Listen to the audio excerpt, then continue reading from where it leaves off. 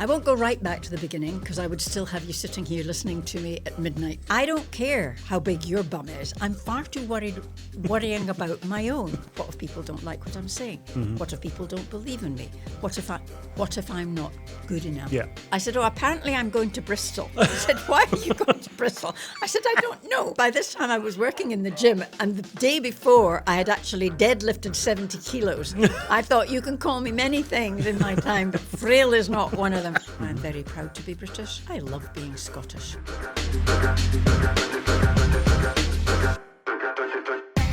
Hello, welcome back to Seasonal Discussions. I'm sorry, as I say at the start of every episode, it's still me, it's still my face, it's still my voice. But hopefully after this one, my face might look a little bit better because we're joined today by someone who has perfected the art of helping people find themselves a little bit more, building up their courage. Is that safe to say, Rosie? That is very safe to say. It is the founder and director and just all-round awesome human being of House of Colour, for starters. Rosie, how are you? Yeah, I'm very well indeed, thank you. Good. We've been sitting chatting for I'm pretty sure we will still have some stuff to talk about, but we've been talking for 20 minutes, half an hour before we even started this.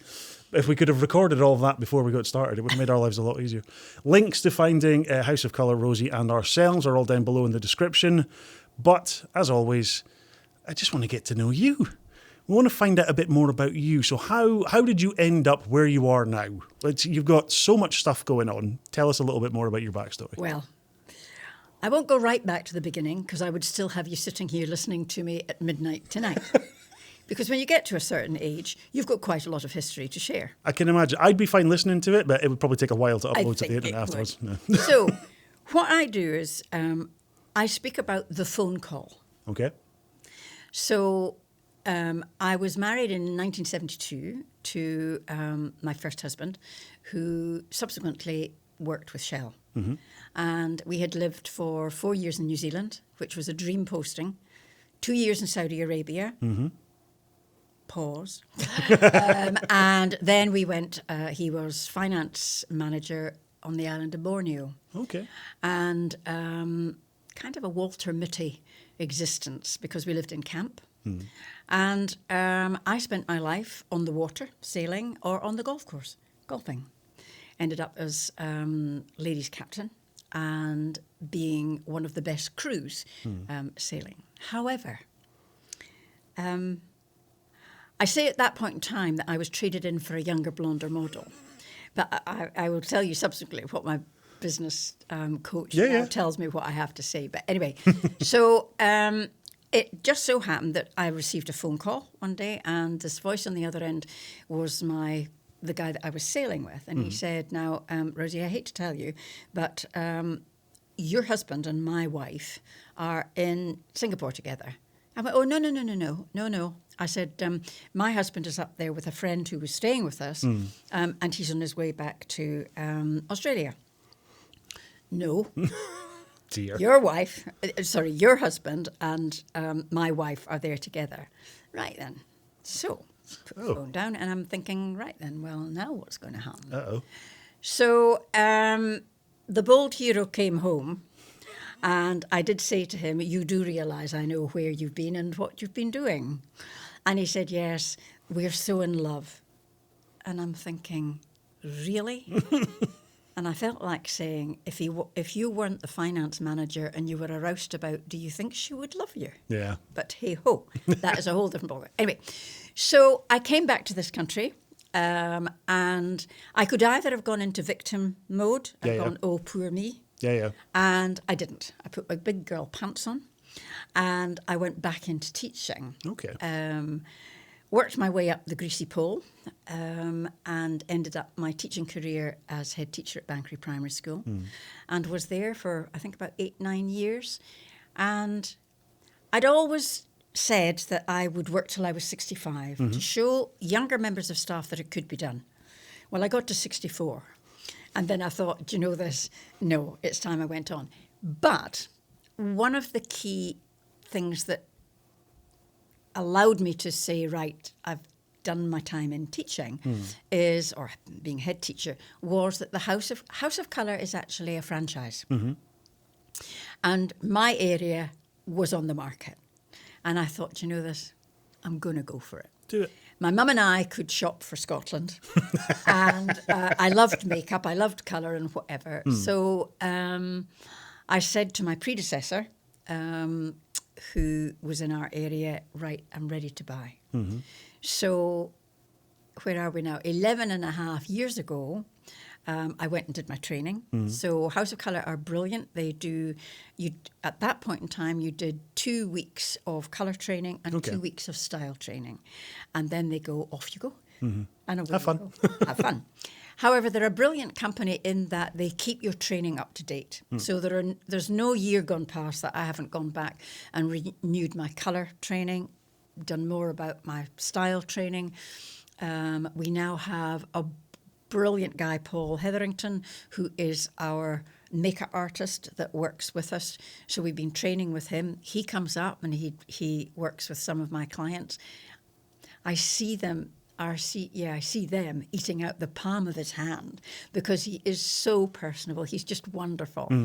But anyway, so that's that bit. So yes, I love it. So you were saying about making you look good and feel good.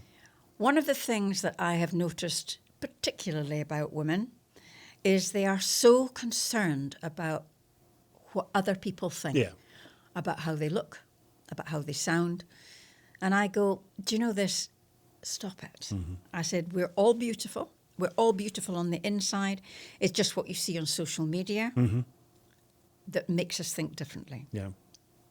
And sometimes I say to my client, you know, when I say, I know that you will sometimes say to a husband, a mother, or whatever, does my bum look big in this? I don't care how big your bum is. I'm far too worrying about my own. And that's that thing. We are so egotistical. Yeah. Nobody cares what you look like. True. Nobody cares. So make the most of yourself. Get up in the morning, put your lippy on, put your makeup on, look at yourself in the mirror and say, get out there, go out there, be better than your best self. Get from life what you want to get from life. Yep. And make that your motto. So that's kind of how I got to where I am right now. There are other bits that I have done in between. I am just about to publish my second book. So my first book, people say to me, did you always want to write a book, Rosie? I said, no, I'd never thought about it. But it was after COVID. And during COVID, we couldn't work in House of Colour because we work face-to-face. Yes. So that was out. So we were just coming out of COVID, and I'd finished doing a course on imposter syndrome. I'm a mentor for people that suffer from imposter syndrome. And I thought, right, well, now what can I do? And I thought, I know what I can do. I can write a book because I've got all this knowledge and understanding about how people learn.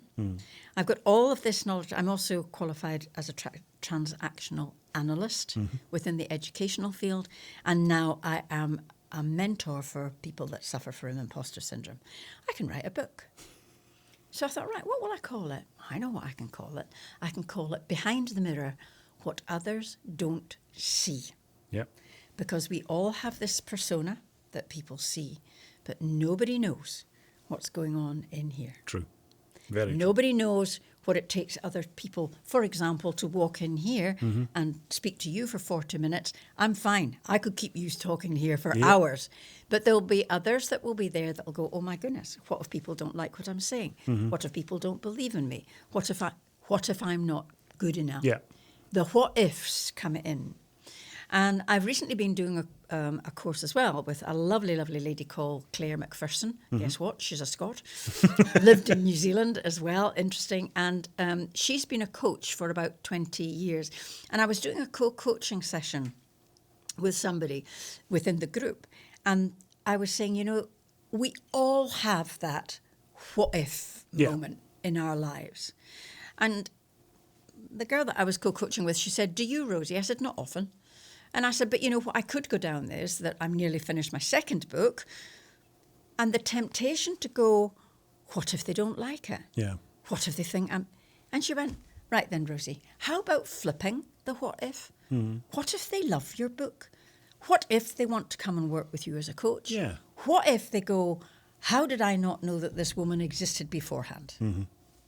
So that is one of my key things now that I'm going to say. If somebody says, what if, I'm going to say, let's flip it. There's Let's a lot put of the that. positive. A lot of the what if is always a negative approach to things, isn't it? Absolutely. It's never a what if, like you say, people love what I'm doing. What if people really appreciate what I'm doing?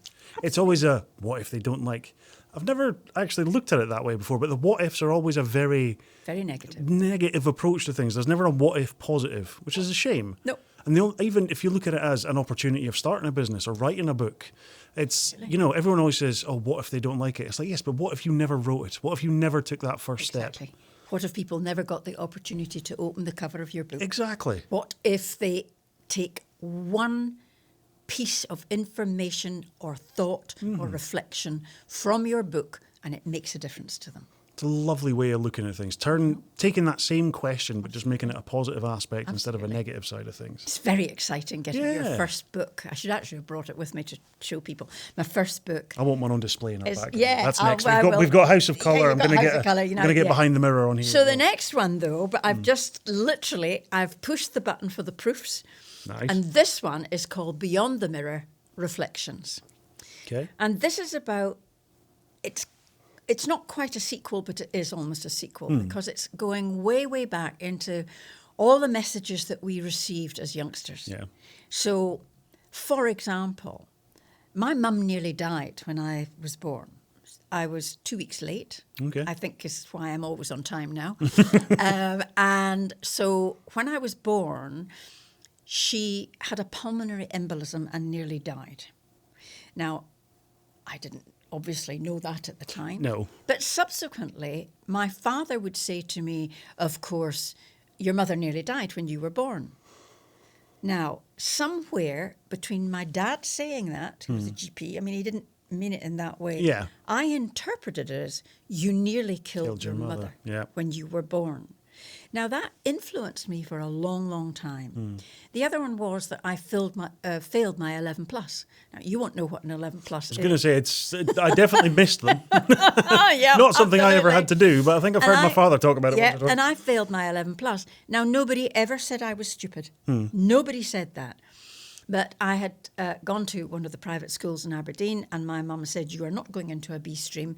And off I went to a boarding school down in the Borders. Now, I loved it. Yeah. I just loved it. And I remember, so it's always one of my stories, I failed my 11 plus, so was I stupid? Which is why I've gone after all of these different qualifications. And I had one of my clients said to me, he's a guy, he's in print, absolutely wonderful guy. And he said, you failed your what? I said, my 11 plus. And he said, oh, for God's sake, Rosie, he said, you're a businesswoman. Yeah. You've got your MS, your master's degree. You've done so many things. You've lived overseas, whatever. And you think you're stupid because of a tiddling little piece of paper. Yep. And I went, all right then, I'll give that one. Yeah. Pop that one. I'll burn that one. So that one doesn't count anymore. And then there was this business about being traded in for a younger, blonder model. Yeah. And so I'm not good enough. I'm not pretty enough. I'm not whatever enough. And then my business coach said, right, stop it. He said, what are you going to do to flip that? Yeah. Because you are attractive. You are approachable. Look what you've done. Because you've come out of that marriage. And I said, I know what I can say. I can say I traded in a Land Rover for a Lamborghini. Yep. And somebody then said to me, is it yellow? I went, no. It's a figure of speech. It's metaphorical. It's not real. It didn't really happen. I wish, but no, it's not real. So there is all of that. So my next book, Beyond the Mirror, is about going back and thinking and reflecting on the messages that you're still carrying that were given in one voice, but you received them in another. Different, yeah. It's time to let go. And so I bought the other day, again, there's a lovely T-shirt on the go at the moment, and it's a fuchsia pink, which is one of my colours, and it's a balloon that's been set free, and underneath the words are, let it go. Yeah. And I know that sometimes that's easier said than done. But if you don't try, you won't know. Yep. And you can always replace it Yep. with something more positive. Look what you've done since that you received that message. Look what you've achieved. Yeah. I think we're notoriously bad in Scotland about accepting our achievements. I think we are, I say to some of my clients, if I say, you look absolutely fantastic in that. What, this old thing? Yeah. I bought it in the charity shop. It cost me... Stop it. It's like, just take the compliment. You don't Stop have to it. justify or downplay everything. What you were saying about, you look nice. Yeah. And I think it's just that we've been taught, I think, in Scotland to play small. Yeah. And that's the other thing my business coach sometimes says to me. Why are you playing small, Rosie? Stop it. Yeah. Look what you've done. Look what you've achieved. And I said, you mean I have to stop thinking that I'm 5'1.5"? And he says, behave yourself. Stop it.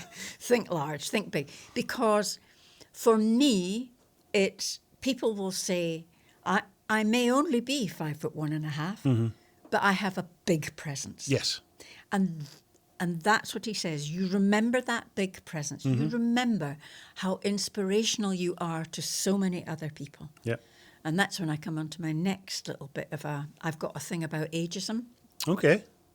Yeah, I have a bit of a thing for that. As someone who in his late 30s at the time went back to college, and I was in a classroom surrounded by, and Zara went through this as well with being in her 30s, kids who've just come out of school of 16, 17, 18, and all of a sudden being older, people just look at you as, you're not treated the same, even with that minor of an age difference. Absolutely. So yeah, tell us a little bit more about that. Yeah, absolutely. So I am going to be 75 on the 7th of November this year. Baffling. Yeah. So what I tell a story in my first book about going to, because sometimes I can use it to my advantage. Yeah, yeah. So I was going down, we'd just come out of COVID, and I was going down to, my youngest son lives down in Devon, and I hadn't seen them for ages. I was going to go down. So I get on the plane in Aberdeen, go to Heathrow, in on the Heathrow Express, absolutely fine, get into Paddington, and the place is heaving. And I look up at the departures, and my train to Exeter is not there. So I'm thinking, right then, geography was never my strong point. So how in God's name am I going to get to Yeah. So I go up, and I have decided to ignore a queue that is there. And I wandered up to the front of this queue to think, I'm going to have to get some help here. Yeah. So this really lovely young man said, would you like to go ahead of us? I went, oh, that is so kind. Thank you so much. So by this time, right, okay, so it's winter time. I'm in a great big, my colours, but a great big heavy coat. My hair by this time is almost gone curly because at that point I was wearing it straight because of the humidity. Yeah. I go up and there is this immaculately dressed woman behind the information, beautifully made up, lipstick on, beautiful nail varnish, whatever. And I said, I was meant to be going on the 12:10. I'm going to Exeter. And she went, not from this station, you're not. I went, pardon? She said, not from the... And they'd had horrendous storms the week before. Okay. And she said, there aren't any trains. But there's a train leaving from platform 3 in 3 minutes. If you go and get on that, but you'll have to change at... Well, did I listen? Nope. I'm off and I'm away. Well, the train is absolutely jam-packed full. I've got people, never mind COVID, never mind masks. Absolutely round here. So not a seat to be had anywhere. And I'm thinking, never mind your age, Rosie, get your big girl pants on and just behave yourself. Power on. So luckily I had my phone in my pocket and it began to vibrate. And it was Christopher, my son. And he said, hello, Mum, where are you? I said, well, I'm on a train, but I'm not actually quite sure where the train's going. I've been told I have to change somewhere, but I can't think where I want. So the people around about me were going, well, it's going to Bristol. I said, oh, apparently I'm going to Bristol. He said, why are you going to Bristol? I said, I don't know. But I was told I could get on this train and it would eventually... This was the one from platform 3. I would, yes, even from platform 3. So, okay. So he said, look, just let me get on to it. So this is it. I stood for the next 6 hours.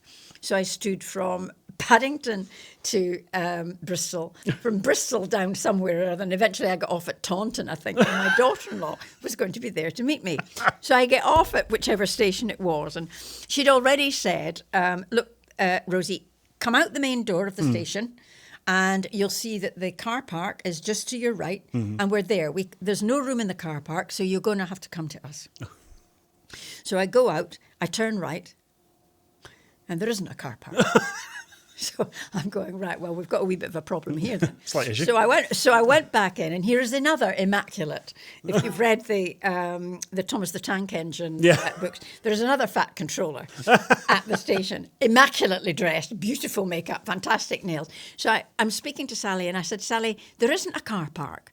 And she said, right then. And I said, but look, I'm going to give my phone to the station master, and I handed her my phone.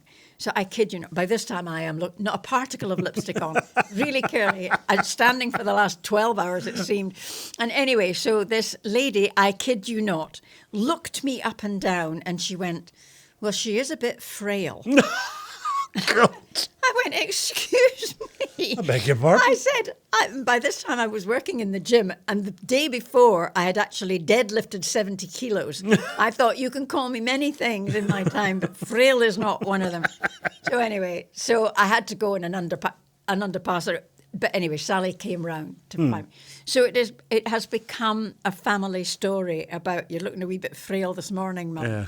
But I think that was probably the first time that, so I would have been early 20s, early 70s in at that sort of time, and I became aware of you need to look your best in order that people don't automatically think, if you've got grey hair, that you're elderly and frail. Yeah. So that was that story. So So what I'm wanting to do now is, people will say I'm inspirational. And I sometimes think, is that because I'm still working at 75, or nearly 75? Or is it because of the energy that I produce? What is it? I was having a conversation with a friend the other day, and she said, but Rosie, you are inspirational. And I went, and I just looked at her, and I went, no. And she said, what makes you think you're not? And I went, because I'm just me. Yeah. And I think it is that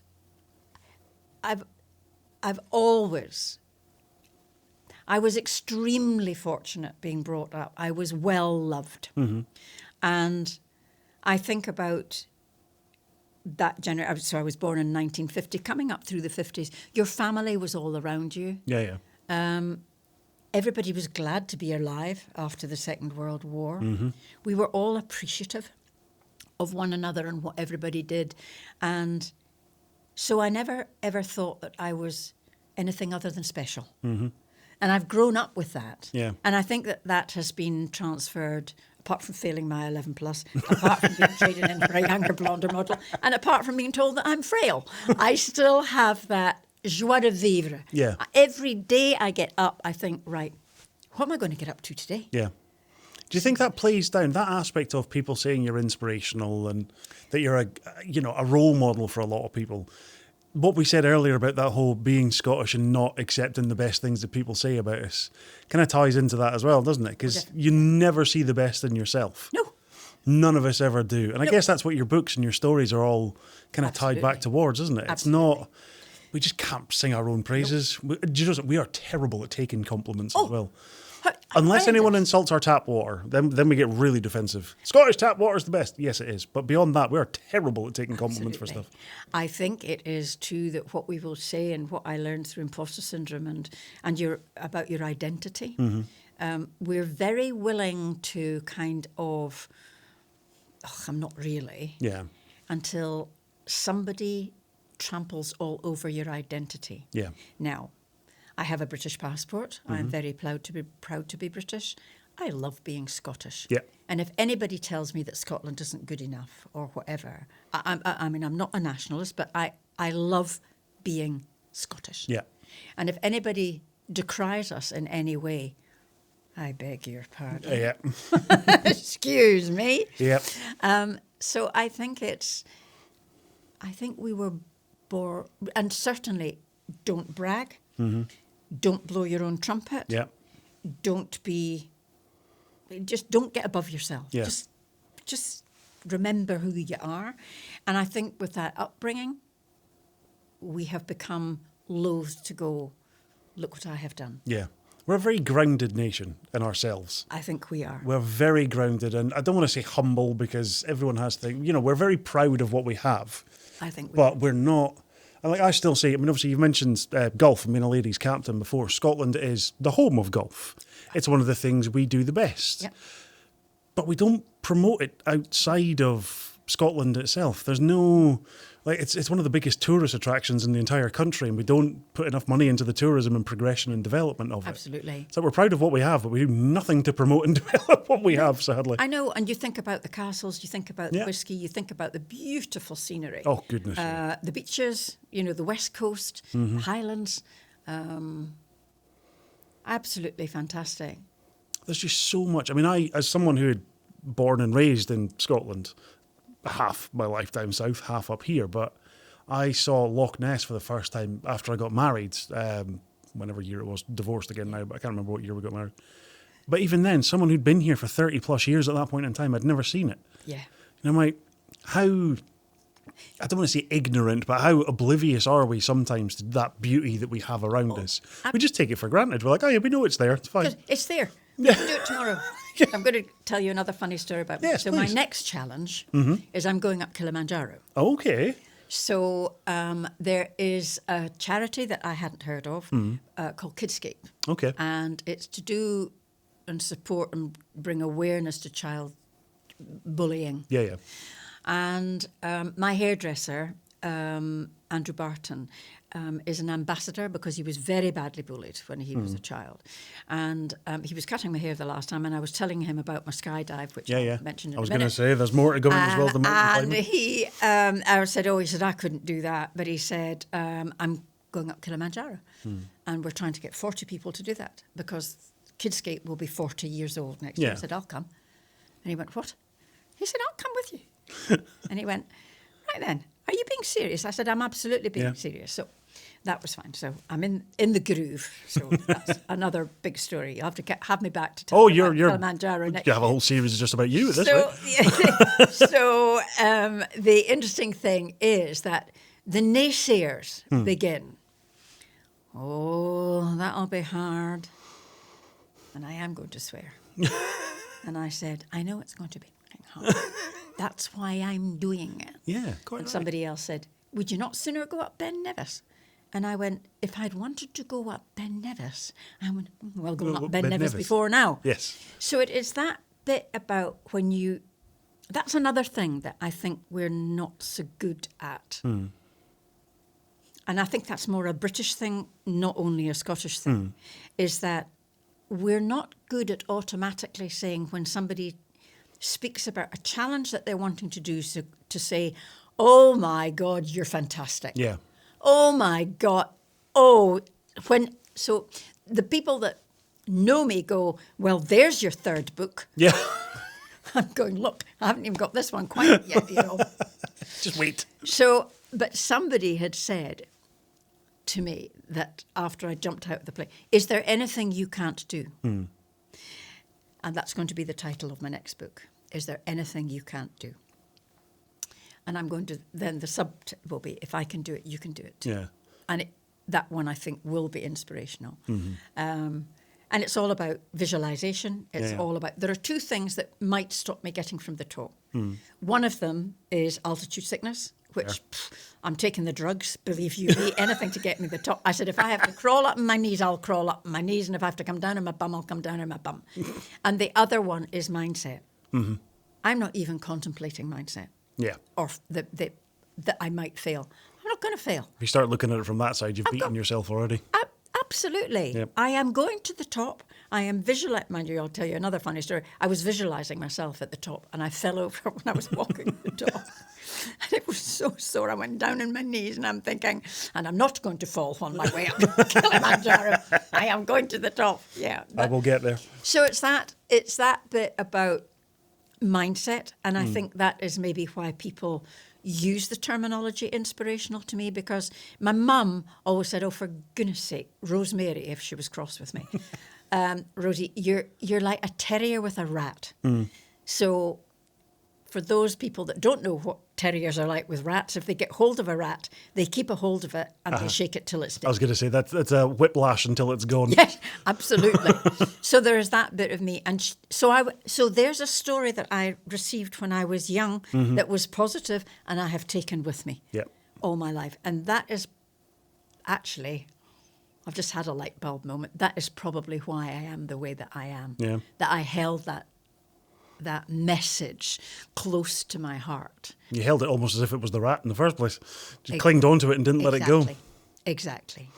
So can I tell you now about my sky jump? Yes, I was going to ask. You've mentioned the sky jump, the skydiving, climbing mountains. I'm sitting here feeling so inferior as a human being right now. Never.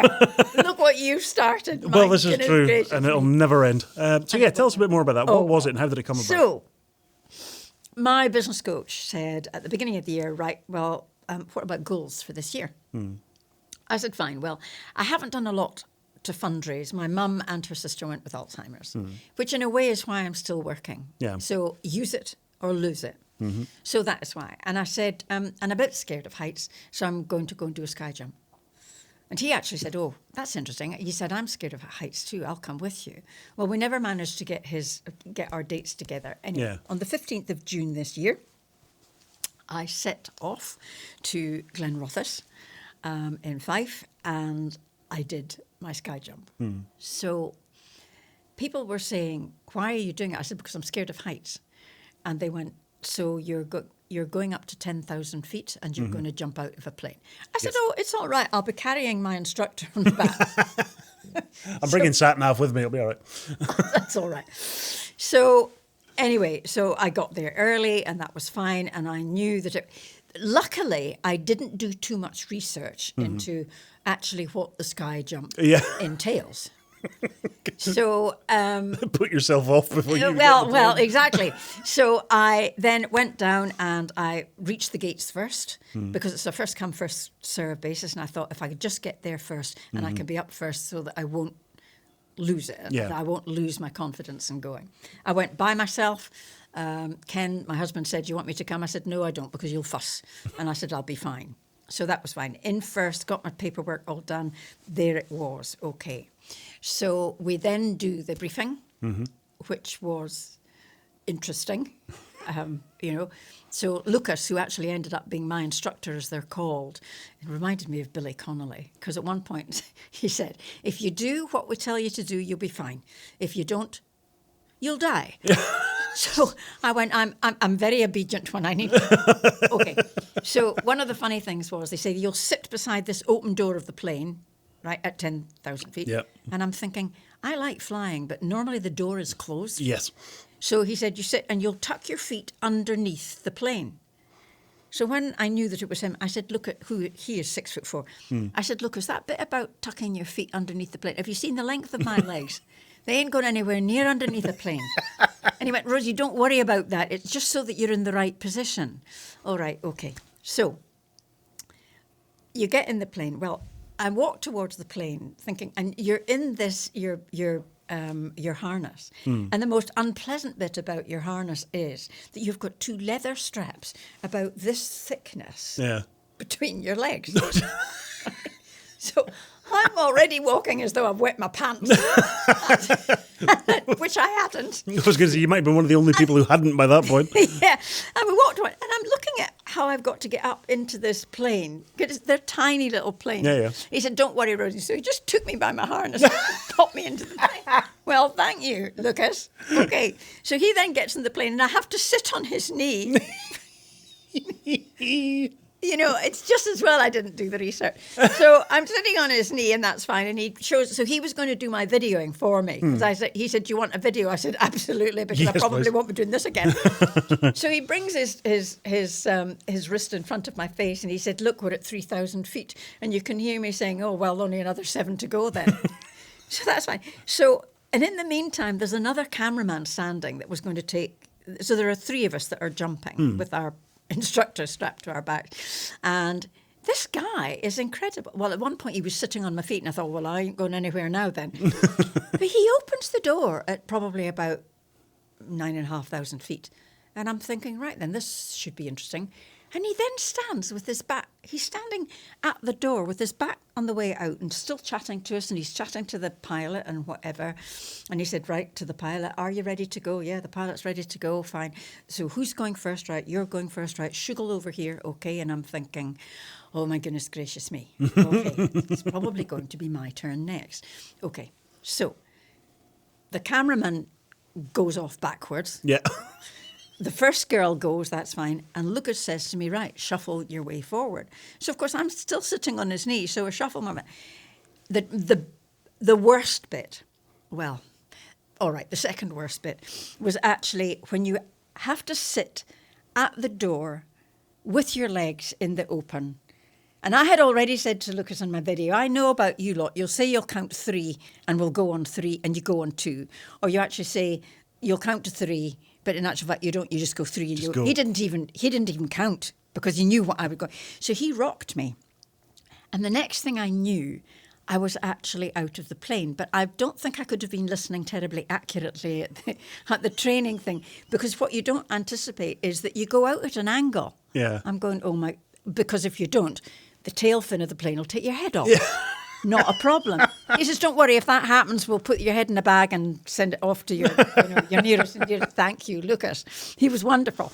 Anyway, so in his video, you can just hear me going, oh my, because I'd sworn I wouldn't swear. Oh my God. Now, if I tell you what I really wanted to say, and I'll whisper it, was, oh. So anyway, so off we go. So what I hadn't realised was what 125 miles per hour free falling towards Earth in a parallel fashion is quite fast. Yeah. I remember thinking, if I close my eyes, this will be over soon. But Lucas tapped me on the shoulder and he said, remember, you put your arms up like this. And I'm thinking, oh, all right then, but not for long. Yeah. Because I was happier, I felt safer Holding hanging on. on here. So then we go, I had my eyes shut, thinking, it'll be all right, it's all right, this will be over. Because it was the speed at which you're going. So when they actually release the parachute, people say, oh, yes, you're yanked backward. You're not. You go from horizontal to vertical. Yeah. And I'm thinking, right, now I'll enjoy it. Yeah. Now I'll be fine. So Lucas taps me on the shoulder and he says, now we're going to do some spirals. Oh, are we indeed? Oh, wonderful. All right. So physics has never been my strong point. So he pulls the thing this way. And we seem to go faster. And I'm going, thank God I only had a banana for breakfast. And then he pulls the other one. And when you think about it, what he's doing is he's lining you up with the airstrip in order that you can land. Yeah. So the thing was, I think I must have had my eyes shut again because I remember him saying, right, we're at 200 feet, get your legs up. Because what they do is they land you on your bottom. Yeah. Because if you land on your feet, you've got, he's 6'2", 3, 4. He would land behind me, and then you've got the parachute behind you. If you go forward, that's when the accidents happen. Yes. So he comes in front and he said, did you enjoy that? Well, you know, Pinocchio's nose grew when he told lies. Well, mine nearly did. And I went, oh, yes. And I said, and I'm down. So the younger girls were saying, did you enjoy that? And I went, no. And they went, no. And I said, no. I said, there is not a snowball's chance in hell I will ever do that again. But my son and daughter-in-law did it, and they said, you know, if we could afford to do it, we would do it every weekend. Yeah. I said, I'll stand and hold your coats because I ain't doing that again. A once-in-a-lifetime experience, but once in a happy lifetime being experience. Yes. But the interesting thing, you think a lot about it afterwards. And what I realised was, I'm not that scared of heights, although I won't go up a ladder, because why would you go up a ladder when somebody else can do it for you? Yes. What I realised was I like to be in control, not of other people, but in the environment around me. Mm-hmm. And during that experience, I was not in control. Yeah. I had handed over my control to Lucas. I had every faith in him, and because he was one of the most experienced instructors. But that was kind of an interesting revelation to me about I like to be in control. Yeah, I think that's a big thing for a lot of people. It's one of the reasons I don't drink or do any form of recreational substances anymore, shall we say, because that feeling of not being in control of what you're doing is so... I can't even take, some people, if you're on prescription medication for whatever, they'll say, we'll give you one that has... It might make you feel slightly drowsy. No, thank you. No. Because again, it's that element of not feeling in control is where the fear comes from so many different things. Absolutely. And I think it's... it was a rude awakening because I hadn't I'm a notorious backseat driver. I mean, Ken will go around a corner at 40 miles an hour and I'll go, can you slow down, please? And he'll go, Rosie, I'm driving at 40 miles an hour. No, but it's too fast. Yeah. And he goes, stop it, and just stop it. And take your foot off the brake anyway. Zara can't stand me as a passenger. I am the worst in the world. I get more road rage as a passenger than I do anywhere else. I can't help it. I'm forever going, no, don't you indicate. It's fine. We knew where you were going. And then we'll pull alongside cars at the traffic lights. And I'm looking at the window. She's like, I'm putting your window up. She control it from her side. I'm not letting you talk to anyone. But it is, isn't it? It is that. And I think it's about that. I mean, if you think about, good old Maslow's hierarchy of need, about that business of safety. Yeah. And I think that, we're programmed to keep ourselves safe. Yeah. And I think that I didn't know about the comfort zone until I read, and I've forgotten his name, that went up Everest when he was going to try and do it without oxygen, and I've now forgotten his name. He was in SAS. He did the television program as well. Anyway, he spoke about the comfort zone, and if we sit in our comfort zone, we don't grow. Yeah, we're quite happy. Our little inner voice says, "You're fine." Yeah, and we're happy to stay there. And you don't grow and you don't develop until you put that toe, and the rest of you follows into the fear zone. Because when you do that, and that fear... So I have grown with that skydive. I probably will grow even more in my thinking about self and self-awareness on my trip out Kilimanjaro. But oh my goodness, think what I wouldn't have experienced and that growth that I wouldn't have happened and my self-awareness if I hadn't done those things. There's that what if. Again, if you had says... prior to it, what if something goes wrong? What if goes this? Now it's what if I didn't do it? Absolutely. What if I hadn't done that? Where would I be now? Exactly. Exactly. Positive hindsight, what if, I suppose, is, hindsight's great if we have 2020. And it's the same. So people, since I have written my books, have said, and I'll say, look, you've got a book in you.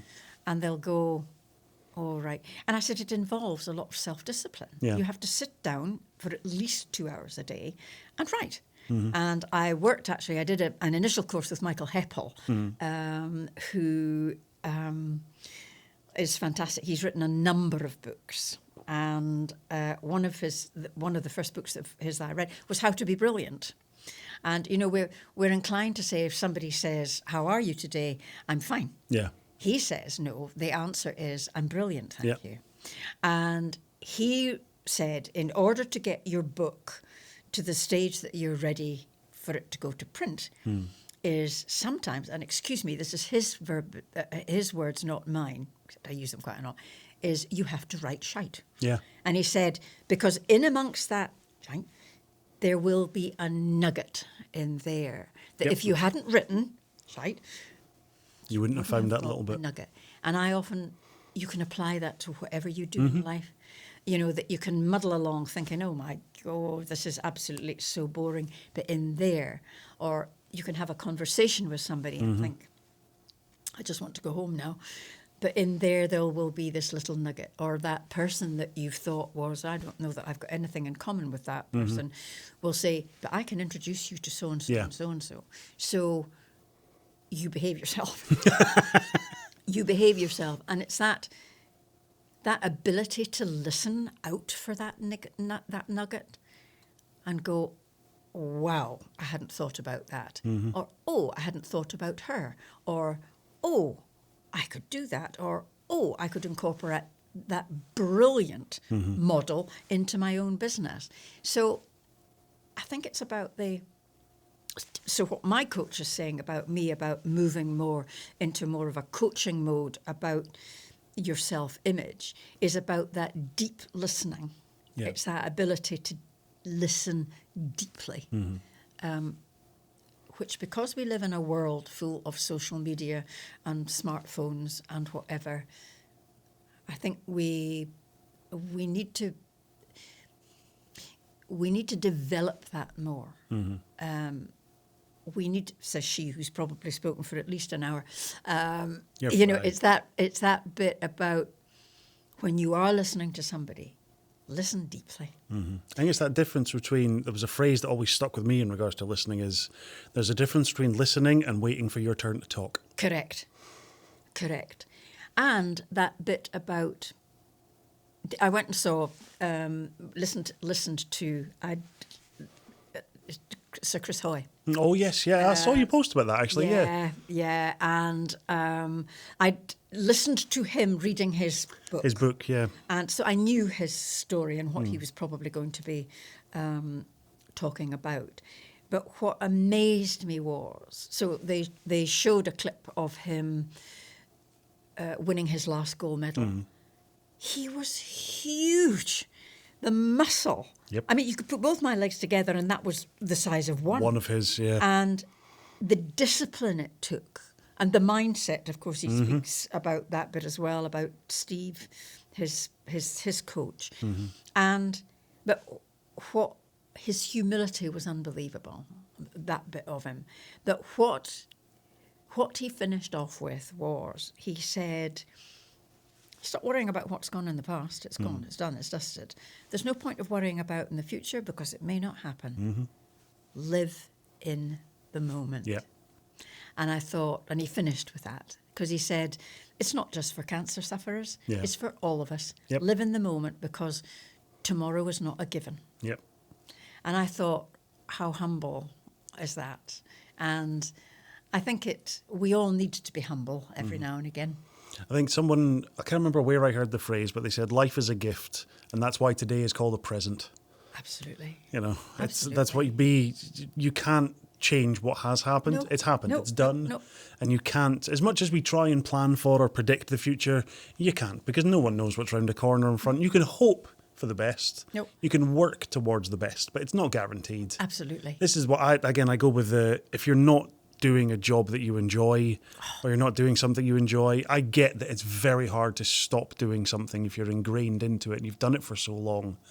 But again, ask yourself that question of what if I don't change? Absolutely. You know, we wouldn't have started Season Media if Zara and I hadn't just gone, what if we Don't do it. what if it doesn't succeed? What if it doesn't work? What if it doesn't?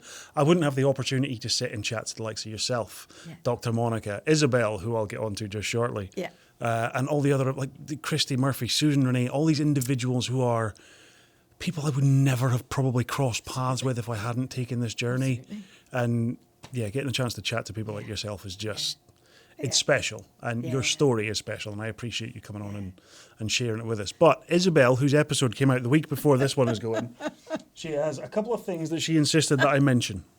Again, from Dr. Monica's episode that just went out recently, you'll know I don't do research. But your book we've mentioned, Behind the Mirror. Yeah. Lizard grey, a colour of some sort that I believe was mentioned between the two of you. What can you tell us about lizard grey? What is the connection here? Lizard grey is an interesting colour, Joyce. Okay, so lizard grey. So Isabel would have been when she was starting up her business. Yeah. She came to me, and I was working with the wonderful Iska, who I'm sure she has mentioned as well. Iska Walker, is that right? The photographer. Is it Iska Walker? Yes. Photography. Yeah. Who is probably well worth you. That's on my list of contacts. Yeah, Iska, you've been tagged. So she's been up to Everest Base Camp when we're speaking about challenges. Anyway, so Iska and I, during COVID, I can't remember how we'd come. We must have been doing a networking on Zoom or whatever, and she said, you and I could work together. Because so many people, when they come to have their photos taken, say, what do we wear? Yeah. Sorry, what do we wear? And so Isabel would be would have been one of our very first joint clients. So she came to me and did her colour, and she did her personal style. So she is what we would call an autumn. I'm a winter, so I need cool colours and colours with high contrast. Yeah. And Isabel is an autumn. So you think about our autumn, our season autumn, and but they don't do grey. Yeah. Because if you think about autumn, when do you ever see grey? Yeah. You think about the golds, the reds, the beautiful browns, whatever. However, if we take the colour wheel, which is the basis of all of our works, it has every single colour in it. Yeah. But it has to have a certain base. So it's either blue-based or yellow-based, cool or warm, or it is either clear and bright or soft and muted. So the autumn colours, believe it or not, are actually quite soft and muted. And bless her. So we were going through the colours that she can wear. And the grey for autumns is called lizard grey. And guess what? So many people go, oh my goodness gracious me, what lizard grey? Well, guess what? She came out, it was one of her wow colours. Yeah. She looks absolutely, not that she would wear it at but she could if she wanted to. So that is the story. She thought, oh my God, I never ever thought that I would ever hear the words lizard grey, like the coloured lizard grey. And here you are telling me that if I wanted to, I could wear it as a single block of colour. And I think she said, Rosie, I'm not going to. Fine, Isabel, you don't have to. I keep saying I'm not the colour police. Just because I say that this is what might suit you or can suit you, this is one of your best colours, you do not have to wear it. Bless her. That was her. So that was lizard grey. She is a unique individual as well. She's absolutely unique. Wonderful human to come in and chat with us. The other thing that she's insisted, I only have one word written down, so you might have to elaborate on it. Poppy. I have Poppy written down here. What on earth could she have meant by Poppy, I wonder? So for years and years and years, I have had Irish wolfhounds. And so we went on holiday one year with Chris and his wife, my son that's down in Devon, and one child. No, we had two. I had two grandchildren. They came, and it was down. We flew to Malaga, and then they'd found this villa right up in the hills to the. I always get my east and west wrong at the south of Spain. To the west, right up in the hills, and that was one year, and we'd loved it so much that Ken and I decided we would go back again the following year. So we went back, and he went off down the next morning to get bits and pieces at the nearest town, and out of the corner of my eye, I thought, oh my God, we've got a fox. And then I looked and I thought, well, it's not a fox, it's a very skinny little dog. So, a very long story short, the neighbours that actually lived permanently in the villa next to the one that we were in, I had said, have you seen this little dog? Oh, yeah. She ran away from the hunters. So she's a little Huntingdon. She's a little Podenco. And she had decided that she would live in the area. So they just left her. Yeah. They'd come back the next day, and they'd had two. So the other one gave up. Not our Poppy. No. So we'd been there for about 4 days, and I said to Ken, we had to feed her, of course. Yeah. I said, we're going to have to take her home. And Ken went, are we? And I went, oh, yeah, absolutely. And cut another very, very long story short. So we adopted her. Well, my Irish wolfhounds would never, ever have been so rude as to run away from home. Poppy, on the other hand, at any available opportunity, runs away from home. So we knew, the first time we experienced we knew that we would have to put in, it basically, all it is chicken wire, but it's a good 6 feet. And we can't see it, actually, because we've put it in behind walls and whatever. But one thing that we had forgotten about was the gates. So we used to have pheasant, not our pheasants, but wild pheasants in the garden.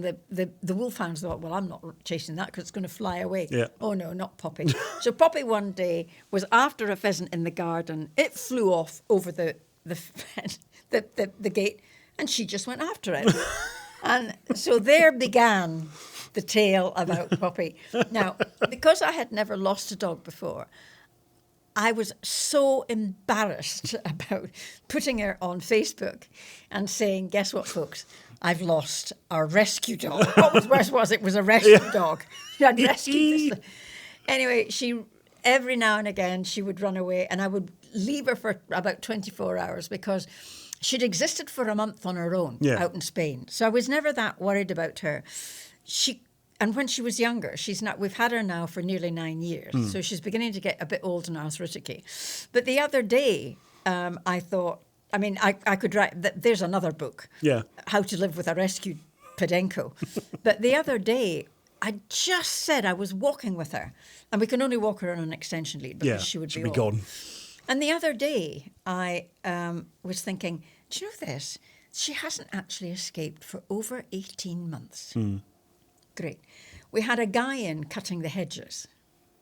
And Ken had gone out into the garden and noticed that the gate was... They know to leave the gate shut. Yeah. The gate was shut. That was fine. Oh, well, when they'd finished, they went out and they left the bloody gate open. Excuse my language. The gate open. Yeah. And Poppy happened to see it before we did. Off down the drive. Ken came through to me. I was actually finishing my book. And, excuse my language again, they went... They've left the fucking gate. I said, well, what are you doing here? He said, well, I've only got my slippers on. I said, never mind, just go after her. So we've actually got a deer grid. It's like a cattle grid, but it's a deer grid because the land all around us now is owned by forestry. And they've got young trees in, so they've got the... So she apparently had waited momentarily at the grid, saw him coming down the road and went... By the time he'd got around the gate and whatever, she was off. Gone. And the thing is, until somebody sees her, we've no idea where to look because we're surrounded by forestry, by fields, whatever. So it was that very, very hot week. And I thought, so I did a courtesy kind of, well, I'll go and have a half look, but no sign of her anywhere. And so that was on the Thursday night. So she was away the Thursday night, went and did a cursory look, right? I'll go up into the forestry and see if she's up there on the Friday. Was coming into town to meet up with people. And they were, are you not, you seem very unconcerned. I said, I am unconcerned because until we know where she is, we can't begin to go and look for her. Yeah. So that was the Friday night. Now, I knew that on the Saturday evening it was going to start pouring with rain. And she hates the rain. So again, I did a cursory look round on the Saturday, not sight nor sound, whatever. And it began to rain about, 6 o'clock, whatever. And it got heavier and heavier. And we were just about to give up and say, right, she can just stay out. Yeah. And our phone rang. This was our neighbour who's 2 fields away. And she said, it was Ken that picked it up. And she said, guess who's just wandered down our drive? And he went, right, I'll be round to pick it up. Now, it's so interesting because Louise has brought her home a couple of times. Yeah. So she obviously thought if I go down there, they'll give me a lift home. It's my free lift. She's just a brat. And she comes in and every time I go, and where have you been? As though she's going to answer me. But she is, we love her with a passion, but she is just so different from the Irish Wolfhounds. As I say, the Irish Wolfhounds would never have been so rude as to leave home. Especially if you'd rescued them. Especially if I'd rescued them. She is so funny. And, you say you can't teach an old dog new tricks, but she's, well, she was a young dog. And the one thing we thought about, we thought she was probably about 2. And therefore you think about if you've got a 2-year-old dog, they know how to behave, they know how to sit, they know to pee outside. You'd hope. And we'd forgotten she was, she would have been tied up in an outhouse somewhere. And she's priceless. We love her with a passion. But oh my goodness gracious me, she's a brat. Dogs are very, very unique characters. We have a chug at home. We have a chug, a Chihuahua pug cross called Derek. Derek, formerly Wee Deek to his friends, and a dog with more character you will never have come across. He Absolutely. is, people always say there's a difference between pets and members of the family, and he is 100%. He's not just a member of the family; he is the family. We are his representatives whenever it comes to going outside. Brilliant. Yeah, again, we'll never run away. He's off lead. He will quite happily bark and do what he wants to do, but he very quickly knows, hang on, it's food time. He'll be coming home again very soon. Well, listen, Rosie, thank you very much for coming in to chat to us. It has been an absolutely outstanding conversation, and we can't thank you enough for sharing your time and sharing your stories with us. We hope you'll come back in and chat to us again. Oh, I'll come back and tell you about Kilimanjaro. Yes. So when is the climb actually happening? So we have to be there by the 30th of January, and I'm back in Aberdeen by the 9th of February. Okay. So it's not long. So I've started my training, and I'll and you're fundraising for Alzheimer's? No, for Kidscape. Kidscape, sorry, yeah. Apologies. Kidscape for this one. Yeah. So my total for Alzheimer's was £2,370. And have you got a link for fundraising just now for Not yet Kidscape? for Kidscape. My whatever it's called. Or the GoFundMe or whatever links? it is still open for my skydive until the end of this month. Okay. If people would like to donate. But the links will be in the description down below, so people can find them and Yeah. keep going. And if you have anything to spare, please, by all means, do so. Even if you don't have pennies to spare, a share of these links is a big thing. Because, yes, times are tough, but it's free to click that share button and raise awareness, if nothing else, for it. You have been a phenomenal guest to come on and chat. Genuinely. Thank you. I have thoroughly enjoyed this. If you want to find out more about Rosée, House of Colour, and how you can get involved with any of the ongoing projects, again, links are in the description down below. If you want to support the channel or the show or even the business as a whole, a free click of the subscribe button, the like, or again, sharing this around would be greatly appreciated. We'll see you in next week's episode. Thank you for watching. Stay safe. Take care.